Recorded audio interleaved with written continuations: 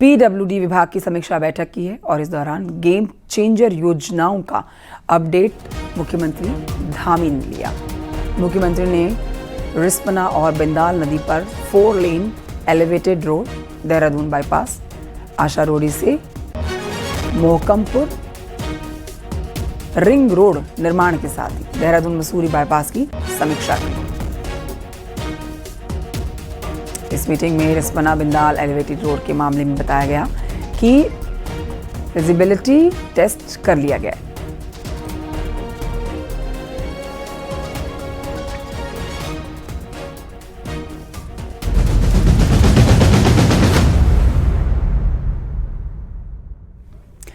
पंचायत चुनाव के पहले फेज के लिए आज शाम चुनाव प्रचार थम जाएगा। सीएम धामी ने कहा है कि देवभूमि की जनता हर चुनाव में जनता का साथ दिया है।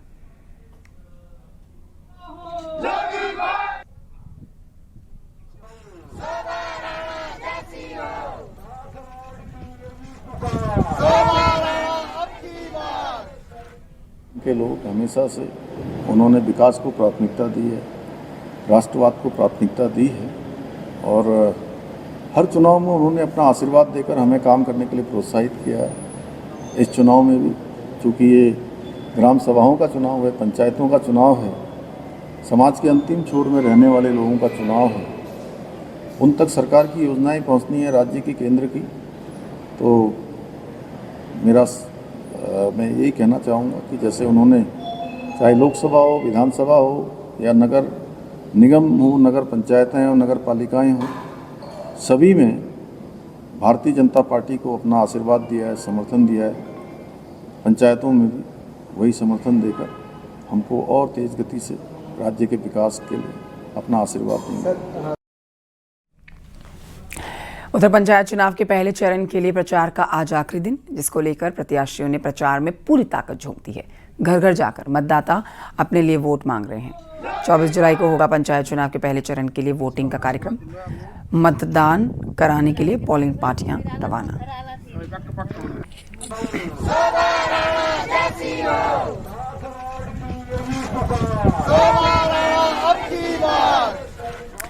वहीं दूरस्थ इलाकों के लिए पोलिंग पार्टियों को लगातार रवाना होते हुए देखा जा रहा है। पोलिंग पार्टियों के रवाना होने का आज दूसरा दिन है। थराली, नारायण बगड़, देवाल, जोशीमठ के लिए पोलिंग पार्टियां रवाना हुई हैं। जोशीमठ क्षेत्र के लिए आज 52 पोलिंग पार्टियां रवाना की जा रही हैं। थराली, देवाल और नारायण बगड़ के लिए 50 से अधिक पोलिंग पार्टियां रवाना।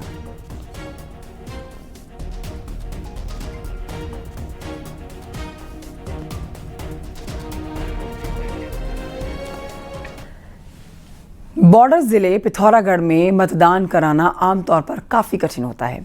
यहाँ अभी भी कई पोलिंग स्टेशन ऐसे हैं जहाँ तक पहुँचने के लिए कई किलोमीटर का पैदल सफ़र करना होता है। ऐसे में पंचायत चुनाव कराना भी यहाँ बड़ी चुनौती होती है, तब खास तौर पर जब बरसात का सीज़न हो। देखिए रिपोर्ट।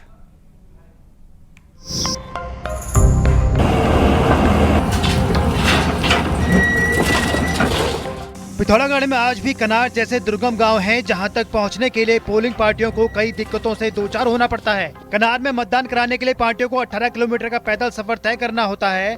कनार के अलावा धारचूला, मुनस्यारी, कनाली चीना और डीडी हाट ब्लॉक में दर्जनों ऐसे बूथ हैं जहां पहुंचना खासा कठिन है, वो भी तब जब चुनाव भारी बारिश के बीच हो रहे हों। कि जैसे हमारे यहाँ दोबास वाला एरिया है, धारचूला में कनार है, जैसे कनार में 18 किलोमीटर जनता को पैदल चलना पड़ेगा और ऊपर पहाड़ी से पत्थर कब आए उनको पता नहीं है। वो अपनी जान को जोखिम में रख के कैसे मतदान स्थल तक जाएंगे। बरसात में लैंडस्लाइड के कारण दर्जनों रोड आए दिन बंद हो रही हैं। ऐसे में दूर दराज के पोलिंग सेंटरों के साथ ही नजदीक बूथ की राह भी कठिन हो सकती है। पिथौरागढ़ में दर्जनों पोलिंग स्टेशन जहां दुर्गम इलाकों में हैं, वहीं जोन 5 में बसा होने के कारण आसमानी आफत का खतरा भी यहां अक्सर बना रहता है। प्राकृतिक आपदाओं और दुर्गम पोलिंग सेंटरों को देखते हुए प्रशासन को भी खास तैयारियां करनी पड़ रही हैं। P-2 या P-3 यानी पोलिंग डे से 2 या 3 दिन पहले भी हम लोग, जैसे कनार है, दूरस्थ है, मार्चा है, सीपू है, या कहीं और है, तो वहाँ हम समय पर पोलिंग पार्टीज भेजेंगे ताकि उनको समय भी मिल पाए और वो वहाँ जाकर के इलेक्शन से संबंधित सारी तैयारियां कर लें। पिथौरागढ़ में 186 संवेदनशील और 52 अति संवेदनशील मतदान केंद्र हैं। इनमें 95% मतदान केंद्र मौसम और प्राकृतिक आपदाओं को केंद्र में रखकर तैयार किए गए हैं। ऐसे में तय है कि बरसाती सीजन में बॉर्डर जिले में चुनाव करवाना प्रशासन के लिए बड़ी चुनौती है। न्यूज़ 18 के लिए पिथौरागढ़ से विजयवर्धन उप्रेती की रिपोर्ट। उधम सिंह नगर के किच्छा में पुलिस ने गौकशी के आरोपी 2 तस्करों को पकड़ लिया। घटना सोमवार की है, जब पुलिस को सूचना मिली कि गौकशी की तैयारी चल रही है। पुलिस के अनुसार आमने सामने आने पर तस्करों ने तमंचे से पुलिस पर फायर किया। जवाब में पुलिस ने दोनों के पैर में गोली दागी। अस्पताल में इलाज के बाद अब जेल में डाला गया है। इन बदमाशों ने SSP अस्पताल में इलाज कराया और जब जेल में डाला गया तो यहाँ पर दरोगा के सामने हाथ जोड़कर गौकशी ना करने की बात करते हुए भी नजर आए।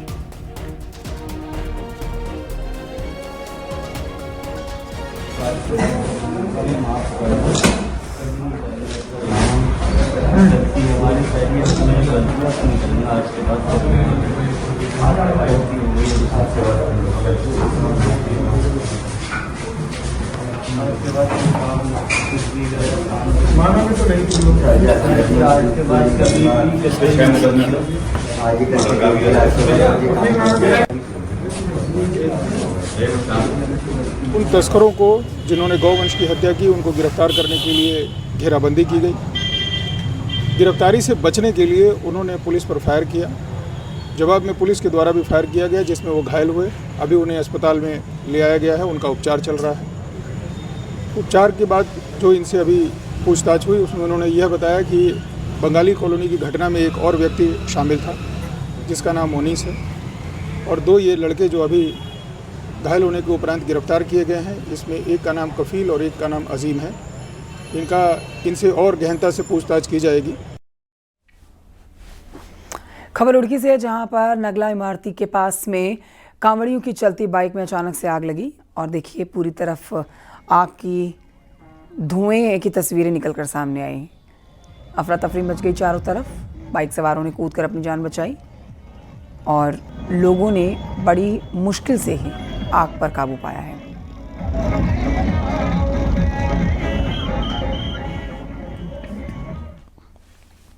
हरिद्वार में चल रही कांवड़ यात्रा के दौरान कांवड़िए की बाइक में अचानक से आग लगी। यहाँ पर भी देखते ही देखते आग पूरे बाइक को अपनी चपेट में लेती है और आग का गोला बन जाती है।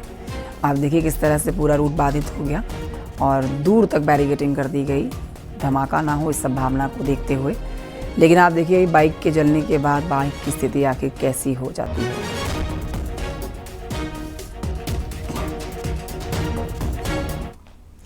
हरिद्वार में कांवड़ियों की बाइक में आग लगी और नेशनल हाईवे पर गुरुकुल कांगड़ी यूनिवर्सिटी के पास में कांवड़ियों की एक बाइक में अचानक से आग लग गई। धू कर बाइक जलने लगी। तस्वीरें आपके सामने हैं। अफरा तफरी मच गई। जानकारी मिलते ही यहाँ पास में ही ड्यूटी पर तैनात ट्रैफिक पुलिसकर्मी आए और हालात पर काबू पाया।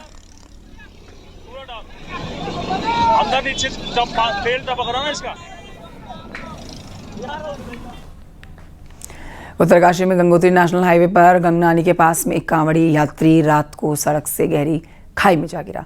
घटना रविवार रात्रि की है। मंगलवार सुबह से SDRF का सर्च ऑपरेशन इस समय किया जा रहा है और 36 घंटे से कांवड़ी का कुछ पता नहीं चल पाया है। और ये माँ गंगा जी है, ये वाली आप देख सकते हैं, ये माँ गंगा जी है। लास्ट पॉइंट पे आ रखे हैं और ये है जो यहाँ पे मिल रही है।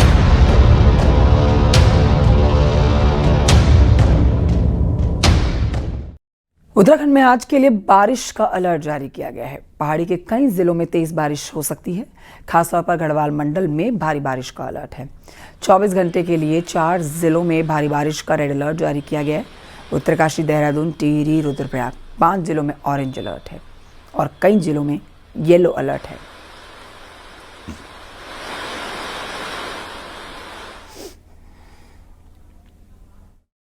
बिल्कुल, अभी 5 से 6 दिन के लिए अगर बात करते हैं उत्तराखंड के मौसम के लिए, तो हल्की से मध्यम बारिश जो है अनेक जगहों तक में मिलती रहेगी और इक्का दुक्का जो हैवी रेन से गढ़वाल में अभी 1-2 दिन में कहूँगा उसकी संभावना है, जैसे उत्तरकाशी या देहरादून है या टिहरी है। और बाद में दिख रहा कि जैसे नैनीताल और बागेश्वर है उनमें भी ऐसा दिख रहा कि 2-3 दिन बाद जो है उनमें भी एकाध दुक्का जगह हैवी रेन्स मिलनी चाहिए। पहाड़ों में लगातार हो रही बारिश से जनजीवन अस्त व्यस्त हो गया है। चमोली में बारिश से नदियां उफान पर आ गई हैं। तेज बारिश से अलकनंदा नदी का जलस्तर बढ़ा रही है। बड़ा ब्रह्मकपाल, गांधीघाट, नरसिंह और प्रहलाद शिला, ये जो नदी है इनका जलस्तर बढ़ा हुआ है। प्रशासन ने यात्रियों को नदियों से दूरी बनाए रखने की सलाह दी।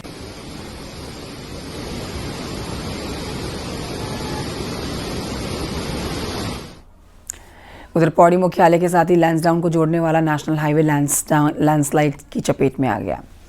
कोटद्वार से दुगड्डा के बीच में कई जगहों पर लैंडस्लाइड हुआ है। जगह जगह पर डेंजर जोन्स बन गए हैं। पहाड़ी से बोल्डर गिर रहे हैं, पत्थर गिर रहे हैं, सड़कें बाधित हो रही हैं, यातायात सेवा रुक रही है।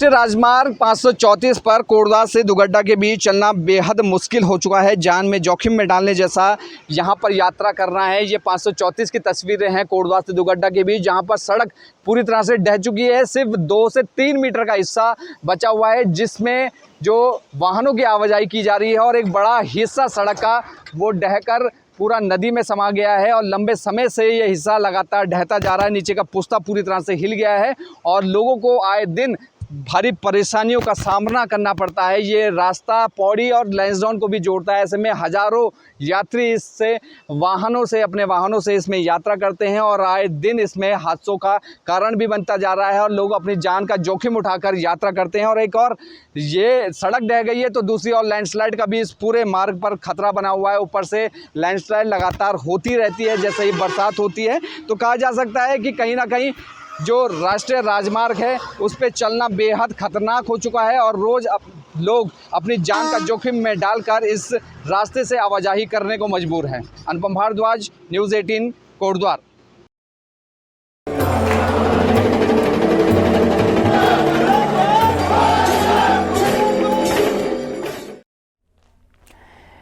सावन में शिव भक्ति की बात करेंगे। देखिए, हरिद्वार में कांवड़ यात्रा अपने आखिरी पड़ाव पर पहुंच चुकी है। अब डाक कांवड़ ने रफ्तार पकड़ ली है। आज डाक कांवड़ का आखिरी दिन है।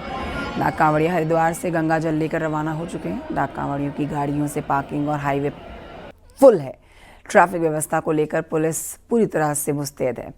हरिद्वार में हर जगह पर शिव भक्तों का सैलाब है। धर्मनगरी शिव शंकर के जयकारों से हरिद्वार गुंजायमान है। आप किस तरह? अनुराधा, फरीदाबाद, हरियाणा से। कैसी मस्ती आ रही है हरिद्वार में? बहुत, ये लगा लो हमारे गांव से हर साल कावड़ आती है और एक नहीं कोई 10-10, 20-20 कावड़ आती है हर साल और बहुत अच्छा लग रहा है मेले में आके। बहुत अच्छा जुनून है हमारे अंदर और टाइम से अपने घर जाएंगे। किस तरह से पूरी यात्रा पूरी करते हैं? क्या क्या आप करते हैं? पूरी भोले का नाम लेके जी जल उठाते हैं। डाक कावड़, बहुत सारी तरीके की कावड़ होती है पर हम डाक कावड़ लेके जाते हैं अपने गाँव में हर साल और बहुत हर्ष और उल्लास से लेके जाएंगे और बहुत अच्छे से लेके जाएंगे। और भी भोले शिव भक्त हमारे साथ मौजूद हैं।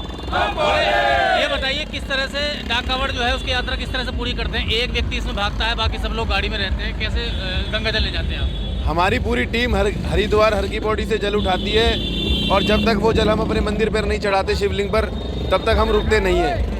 तो शिव भक्त भोले से हमने बात की है किस तरह से डाक कावड़ की यात्रा यहाँ पर पूरी कर रहे हैं और हाईवे पर फिलहाल जो ट्रक है भोले शिव शंकर के भक्तों के वो यहाँ पर डेरा जमाए हुए हैं और आज पूरे दिन कावड़ियों की भागम भाग जारी रहेगी। 4 करोड़ का आंकड़ा आज जो प्रशासन के अनुसार जो आंकड़ा दिया गया है, 4 करोड़ का आंकड़ा आज पार कर सकते हैं शिव भक्तों की संख्या। न्यूज़ 18 पुलकित शुक्ला, हरिद्वार। डाक कांवड़ का आज अंतिम दिन है। 23 जुलाई को शिव भक्त मंदिरों में जलाभिषेक करेंगे।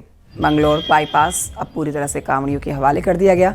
सुरक्षा के लिहाज से पुलिस प्रशासन चप्पे चप्पे पर नजर बनाए हुए है ताकि कांवड़ यात्रा को शांतिपूर्ण तरीके से संपन्न किया जा सके। अब तक करोड़ों की संख्या में शिव भक्त हरिद्वार में जल लेकर अपने गंतव्य को जा चुके हैं।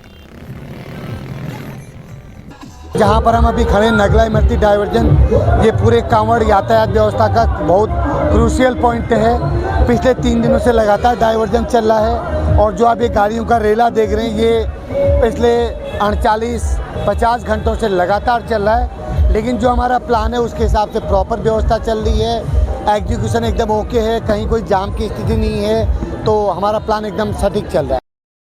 डाक कांवड़ का आज अंतिम दिन है और मैं इस समय मंगलौर हरिद्वार बाईपास में खड़ा हूँ। आप मेरे पीछे देख सकते हैं कि जिस तरीके से शिव भक्तों का सैलाब जो व्यवस्थाएं हैं वो चाक चौबंद की गई है ताकि जो डाक कांवड़ में सड़क दुर्घटनाएं हैं उसको रोका जा सककर पुलिस और प्रशासन पूरी तरह से निपटने को तैयार है। अब देखने वाली बात है कि शाम तक कितने कांवड़ियों की संख्या बढ़ती है। जिस तरीके से कांवड़ियों की संख्या में लगातार इजाफा हो रहा है, करोड़ों की संख्या में जो शिव भक्त है हरिद्वार से जल लेकर अपने गंतव्य को जा चुके हैं। मनोज ज्वाल, न्यूज 18 रुड़की। अब जैसे जैसे शिवरात्रि नजदीक आ रही है, कांवड़ियों का सैलाब बढ़ता जा रहा है। बड़ी संख्या में शिव भक्त नीलकंठ क्षेत्र में पहुंच रहे हैं। 50 लाख से ज्यादा शिव भक्तों ने अब तक जलाभिषेक कर लिया है। अभी भी शिव भक्तों के आने का सिलसिला जारी है। ऐसे में प्रशासन को व्यवस्था बनाए रखने के लिए लगातार कड़ी मशक्कत करनी पड़ रही है। पैदल मार्ग के साथ ही सड़क मार्ग कांवड़ियों के रंग में रंगा हुआ है। कोई भी कमी पाई जा रही है, फॉर एग्जांपल कहीं अगर लाइट जा रही है या कहीं पे कोई किसी टैंकर में पानी कम हो रहा है तो उसके एक बहुत ही अच्छा फीडबैक मैकेनिज्म है, तो तत्काल उसकी सूचना भी दी जा रही है और तत्काल उस पर कार्रवाई करके उसको सुचारू भी किया जा रहा है। साथ में हमारी जो सुरक्षा व्यवस्था, जो क्यू मैनेजमेंट है वो भी बहुत सुचारू ढंग से चल रहा है। प्रॉपर CCTV से उसकी मॉनिटरिंग की जा रही है और भीड़ का जो मैनेजमेंट है वो सही ढंग से फिलहाल किया जा रहा है। पैदल वाला जो रास्ता है उसमें भीड़ ज़्यादा रहती है, तो कभी अगर कोई जो भोले हैं कांवड़ यात्री अगर गिर जाते हैं तो उनको उस कैंप तक पहुंचाने के लिए, ताकि उसको मेडिकल की सुविधा मिल जाए, हमारे SDRF के जवान लगे हैं और जो उस सेक्टर के आसपास जिनकी भी पुलिस में ड्यूटी रहती है वो सब भी जो है उस बंदे को, जो भी कांवड़ यात्री अगर घायल होते हैं तो उनको लेके उस नज़दीक के जो भी हमारे MRP हैं, हेल्थ सेंटर हैं, वहाँ तक ले आते हैं। बद्रीनाथ धाम में लगातार तीर्थयात्रियों की संख्या बढ़ती जा रही है। मंगलवार को बद्रीनाथ धाम में तीर्थयात्रियों का तांता लगा हुआ। सोमवार को बद्रीनाथ धाम में 8000 से ज़्यादा श्रद्धालुओं ने दर्शन किए। धाम में बढ़ती भीड़ के बाद में नेशनल हाईवे पर वापस रौनक लौट आई। बद्रीनाथ धाम में 11,78,000 यात्री अब तक दर्शन कर चुके हैं।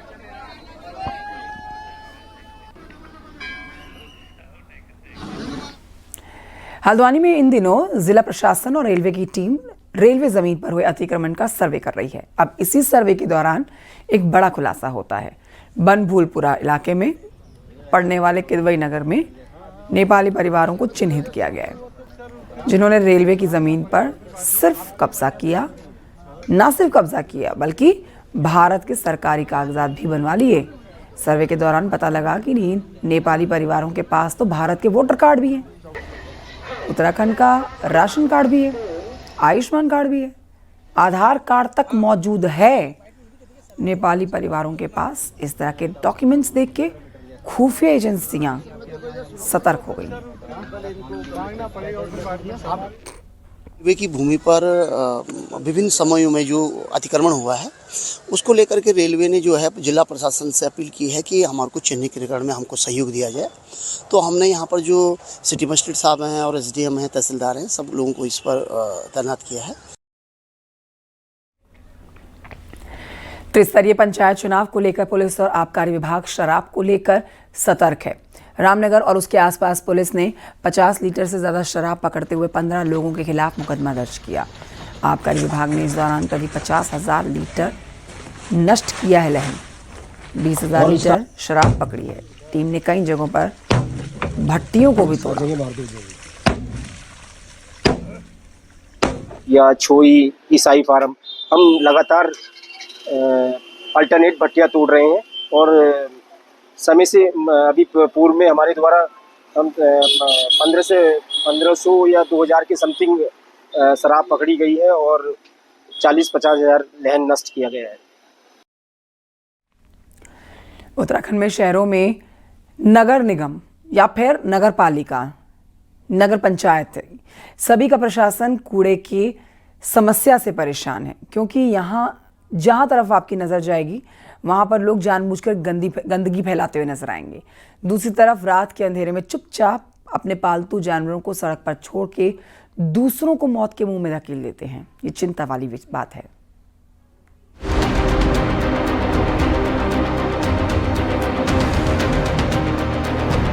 ये नजारा हल्द्वानी का है, जहां घर घर कूड़ा गाड़ी पहुंचने के बाद भी कुछ लोग अपनी हरकतों से बाज नहीं आ रहे। नदी, नाले, खाली जमीन देखते ही ये लोग कूड़े से भरे थैले इस तरह फेंक कर चले जाते हैं और बिखरी गंदगी शहर को स्वच्छता सर्वेक्षण में लगातार पीछे धकेल रही है। इसीलिए नगर निगम ऐसे लोगों का इलाज खोज रहा है। निगम की टीम काम कर रही है और हम बार बार कूड़ा उठाते हैं, लेकिन कुछ जो पॉकेट्स हैं, जैसे अगर हम कहें तो मंडी बाईपास है, चंबल पुल है, इन जगहों पे बार बार सफाई कराने के बाद लोग गाड़ियों से आते हैं और रात में कूड़ा डालते हैं। तो हमने कुछ स्थानों पर सीसी कैमरा भी अभी वर्तमान में लगा दिया है। उद्देश्य एक ही है इन स्थानों को चिन्हित करने का कि जो बड़े स्थान हैं, क्योंकि कूड़ा देखने के बाद लोग वहाँ लगातार कूड़ा डाल रहे हैं, तो इन पे सफाई का अभियान भी चलाया गया। यही नहीं, नगर निगम आवारा जानवरों से भी परेशान है। नगर निगम इसका इलाज भी सीसीटीवी से ही खोज रहा है। शहर में ऐसी जगह आइडेंटिफाई की गई हैं जहां लोग अपने पालतू जानवरों को शहर में छोड़ देते हैं। शहर का सर्वे किया है और उन जगहों को आइडेंटिफाई किया है कि जहां पर लोग कूड़ा डालते हैं या गाय जो पशुओं को छोड़ते हैं, वहां हम सभी स्थानों पर उन सभी स्थानों को आइडेंटिफाई करके सीसीटीवी कैमरा लगाने जा रहे हैं और जो लोग भी इस प्रकार का काम करेंगे उन पर चालान करने की प्रक्रिया भी हम शुरू करने जा रहे हैं। दरअसल ये समस्या केवल हल्द्वानी की ही नहीं है, बल्कि प्रदेश के सभी नगर निगमों, पालिकाओं और पंचायतों में ये समस्या है, जिसकी वजह से स्वच्छ भारत मिशन भी इन शहरों को पूरी तरह साफ नहीं कर पा रहा। हल्द्वानी से न्यूज़ 18 के लिए शैलेंद्र नेगी की रिपोर्ट।